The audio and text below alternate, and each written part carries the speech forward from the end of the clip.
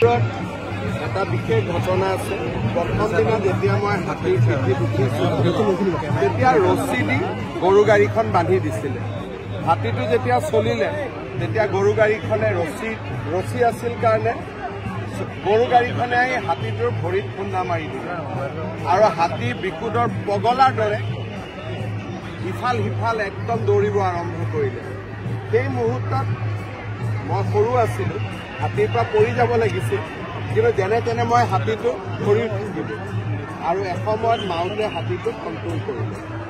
তাৰপিছত আমাৰ ইয়াৰ স্থানীয় লোক আৰু নিবৰুৱা সকলোৱে সিদ্ধান্ত ল'লে যে ৰছীৰ লগত গৰু গাড়ীটো আমি নলগাওঁ, বাঁহ এডাল লগত গাঁঠি দিম, তেতিয়া গৰু গাড়ীখন আগুৱাই নাহিব। গতিকে এক প্ৰকাৰ ক'ব গ'লে হাতীৰ লগত মোৰ সেইটো বহুত ডাঙৰ অভিজ্ঞতা।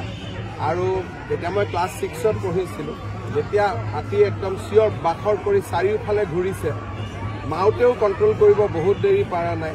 এটলিষ্ট 15 মিনিট সময় মই হাতীৰ ওপৰত আছোঁ আৰু হাতীয়ে গোটেই হুলস্থুল কৰি ঘূৰি ফুৰিছিলে। আজি মনত পৰি গ'ল। মই ইয়াতে প্ৰায় 30 দিন আছিলোঁ। গীতটোৰ শ্বুটিং প্ৰায় 7 দিন লাগিছিল। তেতিয়া চিনেমা একদম লগে লগে নহৈছিল। আজি মাত্ৰ এটা শ্বট, কালি এটা শ্বট খুব শ্ল' মোশ্যনত হৈছিলে।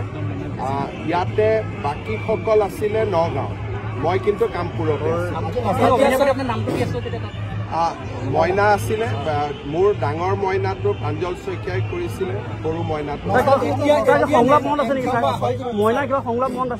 গোটেইখিনি আমাৰ চিনেমাখনটো ওলাইয়ে থাকে। গতিকে মেইন আচল যিটো গোটেই চিনেমাখনৰ আটাইতকৈ যিটো হিট গান আছিলে সেইটো সময়ত 1, 2, 3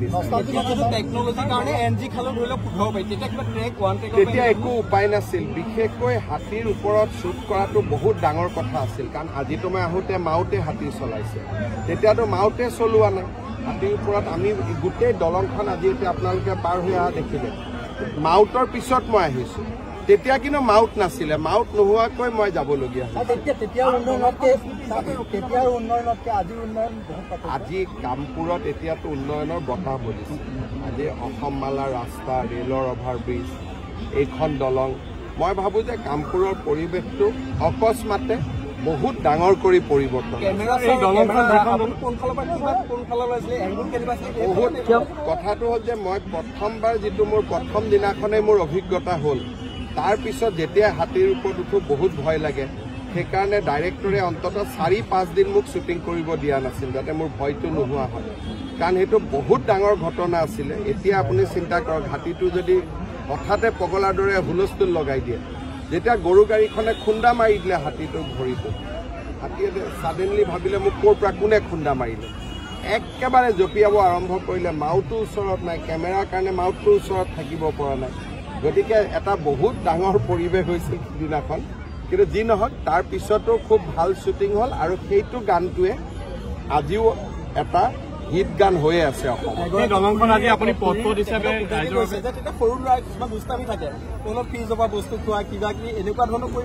মই ইয়াতে যিহেতু গুৱাহাটীৰ পৰা আহি আছিলোঁ, গতিকে মই বহুত সাৱধানে আছিলোঁ, কাৰণ তেতিয়া মই সৰু আছিলোঁ। কিন্তু আমি বহুত ল'ৰা ছোৱালী একেলগে শ্বুটিং কৰিছিলোঁ। মোৰতো কাকো এতিয়া মনত নাই, কিন্তু আপোনালোকে চিনেমাখন চালে দেখা পাব যে গৰু গাড়ীত কমচে কম 25টা ল'ৰা ছোৱালী উঠি আছিল।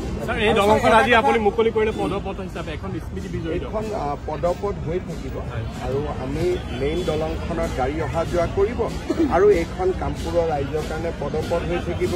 গধূলি ইভিনিং ৱাক কৰিব আহিব পাৰিব। এটা ভাল পৰিৱেশ এটা ইয়াত পাব।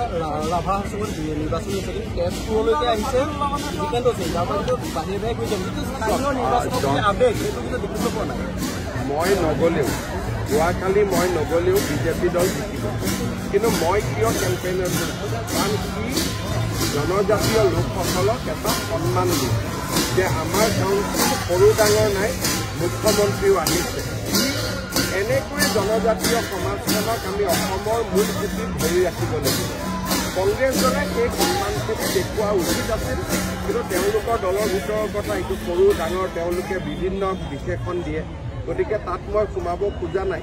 কিন্তু জনজাতীয় সমাজখনক এনেকৈ আমি যোৱা 10টা বছৰ অসমৰ মুখ্য ধাৰাৰ লগত সংযোজিত কৰিছোঁ। বড়োলেণ্ড হওক, ৰাভা আছং হওক, আমাৰ তিৱা হওক গোটেইবিলাক জনজাতীয় লোকক আজি বিজেপি দলে কৰা এই প্ৰচেষ্টাৰ বাবে আজি তেওঁলোক অসমৰ জনজীৱনৰ মূল খুঁটিৰ লগত থিয় হৈ আছে আৰু শক্তিশালীভাৱে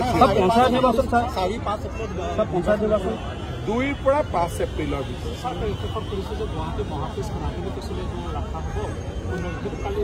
মই যিমানটো জানো এই গোটেইকেইটাই আৰ্কিঅলজিকেল সম্পত্তি নহয় আৰু ব্ৰহ্মপুত্ৰ নৈসৰ্গিক দৃশ্য মানুহ কিমান আহে আজিকালি পাৰ্কখন চাবৰ কাৰণে গতিকে কৰবাত ব্ৰিটিছৰ যিবিলাক সম্পদ আছিল তাৰ লোভ আমি কৰবাত এৰিব লাগিব কাৰণ ব্ৰিটিছটো পৰাধীনতাৰ এটা প্ৰতীক হয় মোদী ডাঙৰীয়ায়ো বদলাই আছে গতিকে পৰাধীন বা ব্ৰিটিছে নিৰ্মাণ কৰা সম্পত্তিবিলাকত আমি বহুত চকু দিব নালাগে ৰংঘৰ কাৰেংঘৰ এইবোৰ অসমৰ সম্পত্তি বাকী ডিচিৰ বাংলো DFOৰ বাংলো এইবিলাক হ'ল গোলামীৰ প্ৰতীক